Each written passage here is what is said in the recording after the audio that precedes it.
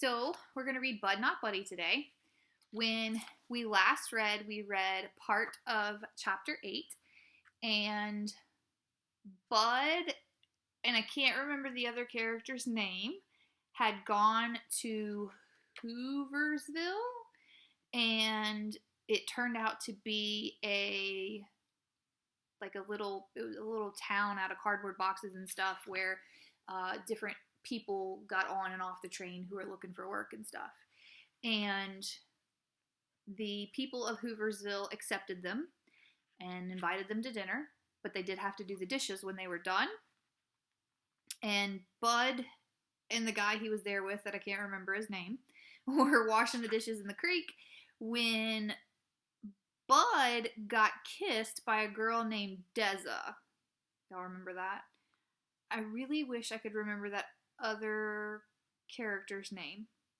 Hopefully you remember the other character's name. Alright, so he had just gotten kissed. Bugs. Yes, Bugs was Bud's friend. So he had gotten kissed, and he had taken the dishes that Bud and Deza had washed down to Bugs and the other kid, and they were putting all the clean dishes together. Bugs said, "How come you're looking so strange, Bud? You look like you've been chunked in the head with a rock." Des Malone laughed, and for a second, I thought she was going to rat me out. I said, "I don't know. I guess that song is making me kind of sad." Bugs said, "Yeah, it is kind of sad." Right before we got into the cardboard jungle, we passed the white people with the coughing baby and their own little fire. I said to Deza, "How come they're off alone? They aren't allowed to sit around the big fire because the baby's making so much noise?" Deza said, "They've been invited, but my daddy said you gotta feel sorry for them. All they're eating is dandelion green soup. They're broke. Their clothes are falling off them. Their baby's sick. But when somebody took them some food and blankets, the man said, 'Thank you very much, but we're white people. We ain't in need of a handout.' So when we got back to the main fire of Hooverville, we put the dishes in another box. Deza made us turn them all upside down so if the rain got into them, they wouldn't rust. Remember? The dishes were really like tin cans and stuff. They weren't real dishes. I went to the woman with my suitcase. It was in the same spot I'd left it, and the knots in the twine were the kind I tie. I said, 'Thank you very much, ma'am.' She said, 'I told you not to worry.' I went back to the big fire to sit with Bugs. The mouth organ man said, 'I suppose you boys are going out onto the train tomorrow.' I said, 'The one for Chicago, sir.' He said, 'That's the one.' I said, 'Yes, we are, sir.' He said, 'Well, you better get as much sleep as you can. It's supposed to be pulling out at 5:15, but you never know with these freights.' We got in one of the shacks with some other boys. Bugs was snoring in 2 seconds, but I couldn't sleep. I opened my jackknife and put it under my blanket. I was thinking, Deza's mama was right. Someone who doesn't know who their family is like dust blowing around in a storm. They don't really belong any one place. I started wondering if going to California was the right thing to do. I might not know who my family was, but I knew they were out there somewhere, and it seemed to make a whole lot more sense to think that they were somewhere around Flint instead of out west. I opened my suitcase to get my blanket. Even though I trusted the woman who'd guarded it for me, I checked to make sure everything was okay. I picked up the tobacco pouch that had my rocks in it and pulled the drawstring open.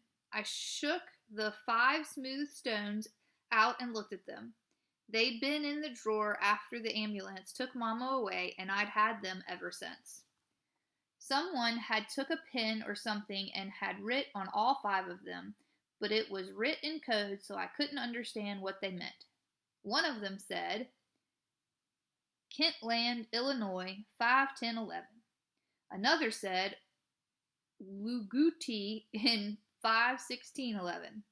Then there was one Sturgis M 83012 and Gary in, I think that's Indiana, not sure, 61312. And the last one said Flint M, for Michigan probably, 81111.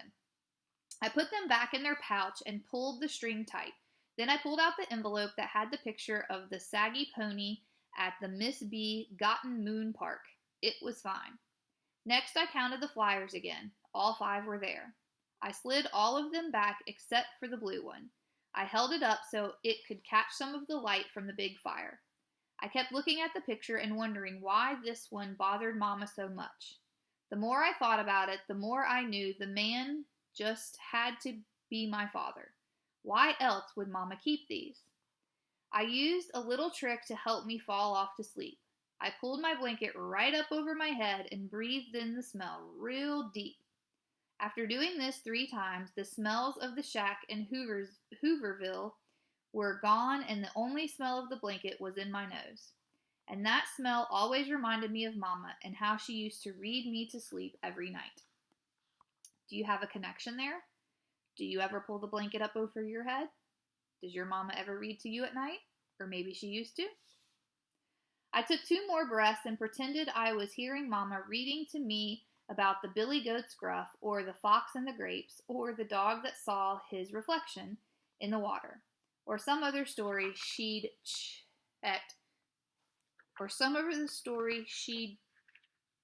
checked out of the library. I could hear Mama's voice getting further and further away as I imagined I was in the story, until finally her voice and the story all mixed into one. I learned that it was the best to be asleep before Mama finished the story, because if she got done and I was still awake, she'd always tell me what the story was about. I never told Mama, but that always ruined it for me.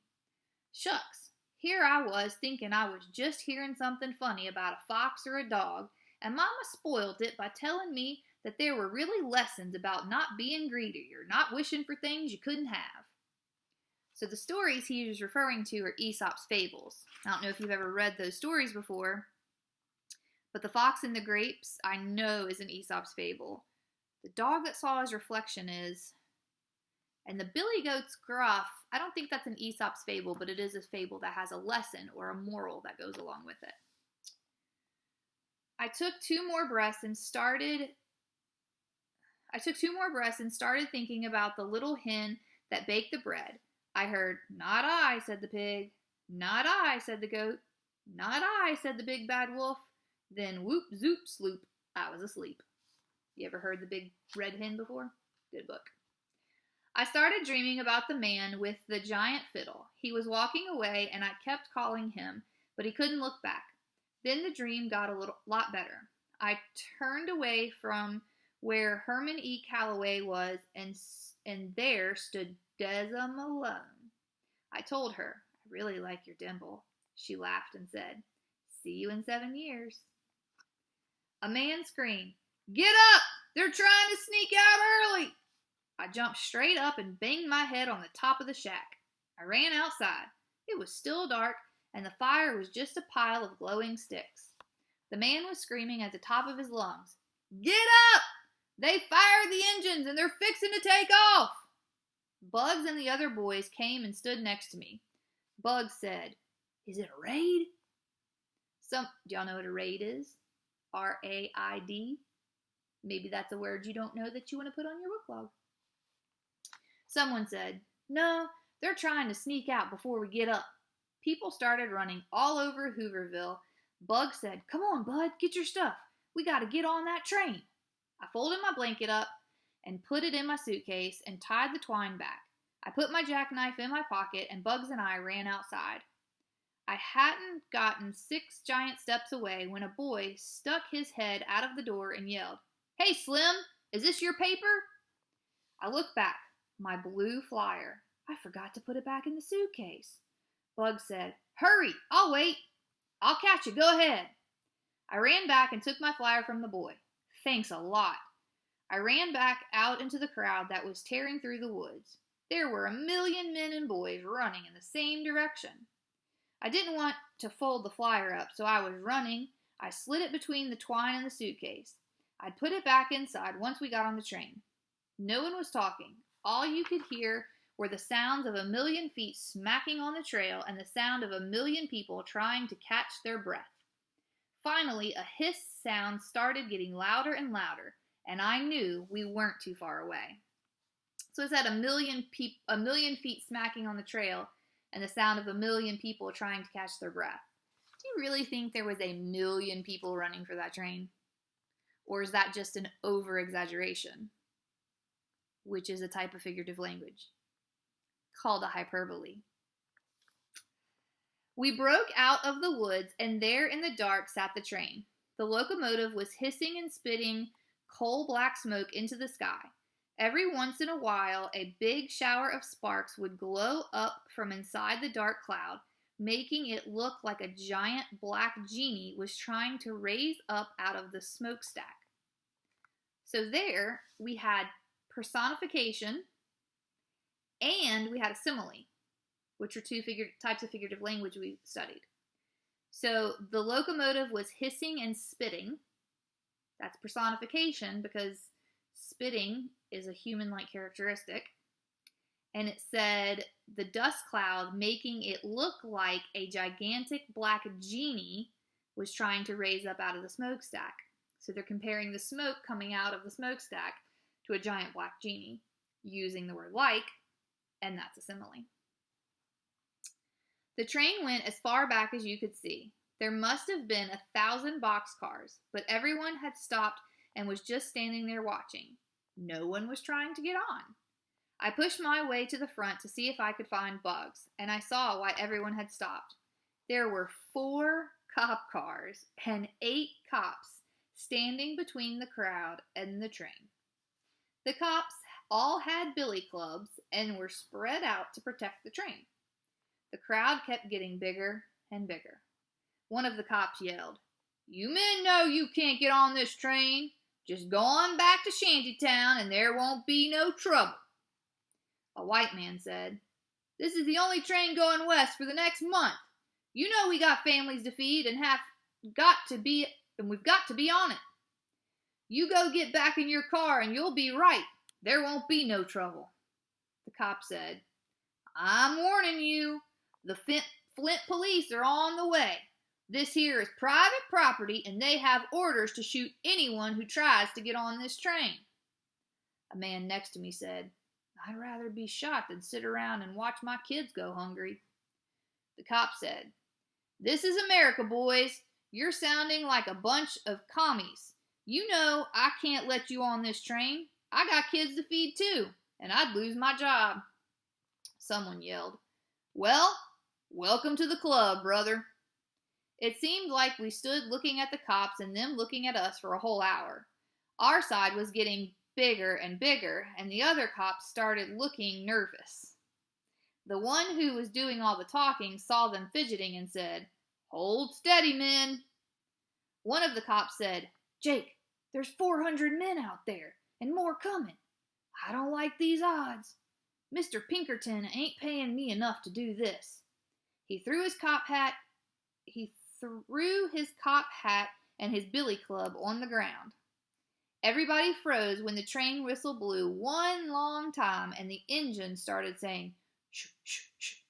The big steel wheels creaked a couple of times, then started moving. 4 of the other cops threw their hats and billy clubs down too. The boss cop said, "You lily-livered rats!" And it was like someone said, "On your mark, get set, go." The engine was saying, "Shoo, shoo, shoo, shoo, shoo, shoo, shoo, shoo," and a million boys and men broke for the train. I got pushed from behind and fell on top of my suitcase. Someone reached down and pulled me up. I squeezed my bag to my stomach and ran. The train was going faster and faster. People were jumping on and reaching back to help others. I finally got to the tracks and was running as hard as I could. I looked up into the boxcar and saw Bugs. He screamed, "Bud, throw your bag! Throw me your bag!" I used both hands to throw my suitcase at the train. Bugs caught it, and when he set it behind him, the blue flyer blew out of the twine and fluttered outside the door. But it was like a miracle. The flyer flipped over 3 times and landed right in my hand. I slowed down and put it in my pocket. Bugs reached one arm out and screamed, "Bud, don't stop! Run!" I started running again, but it felt like my legs were gone. The car with Bugs was getting further and further away. Finally, I stopped. Bugs was leaning out of the door and stopped reaching back for me. He waved and disappeared into the boxcar. A second later, my suitcase came flying out of the door. I walked over to where it landed and picked it up. Man, this is one tough suitcase. You couldn't even tell what it had been through. It still looked exactly the same. I sat on the side of the tracks and tried to catch my breath. The train and my new pretend brother got further and further away, chugging to Chicago. Man, I found some family, and he was gone before we could really get to know each other. There were 6 or 7 people who didn't make the train, so we all walked back to Hooverville. They must have lit the big fire again. The sky in that direction was glowing orange. The cop that first threw down his billy club walked over to us and said, "He wasn't lying about the Flint police coming, but they're coming to bust up the shantytown. You all should get out of here." When we got close to Hooverville, we heard 4 gunshots. We all spread into the woods and sneaked up to see what had happened. I peeked from behind a tree and could see a bunch of cops standing around with pistols out. All the men and boys and women were left in Hooverville were bunched up on one side and the cops were on the other. The fire had been lit and was burning bigger than ever, but now it was burning because the cops were tearing all the shacks down and were throwing the wood and cardboard and hunks of cloth into the middle of it. One of the cops dragged the big clothes washing pot over to the side and stuck his pistol down in it and shot 4 more times. Whew! Instead of shooting people, they were shooting holes into all the pots and pans. Now, why would they shoot holes in their pots and pans? Then they can't use them anymore. A man was yelling, "You yellow-belly lowlifes! You waited till you knew most of us men were gone! You cowards!" The cops wouldn't talk or nothing. They just kept piling Flint Hooverville into their fire. I tried to see if I could spot Deza Malone, but there were too many people.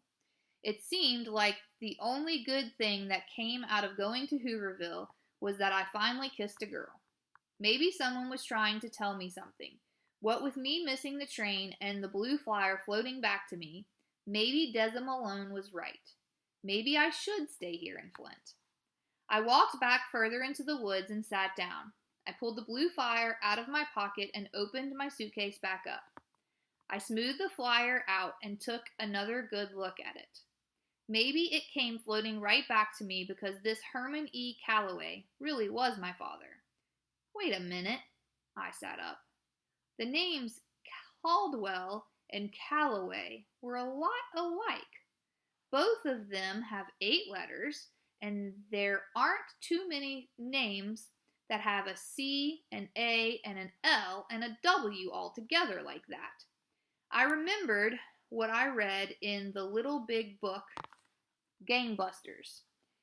It said a good criminal chooses an alias that's kind of close to their own name. What's an alias? ALIAS. Maybe that's a word you don't know that you want to put on your book log. Except I couldn't figure out who was a criminal here and why anybody needed an alias. I wanted to stay and look for Deza and her mother, but it was too hard to hear all the people crying and arguing. Besides, I was still on the lam. I started walking. If I hurried, I could get breakfast at the mission. So that was the end of chapter 8. Make sure you find at least one spot on your book log to respond to.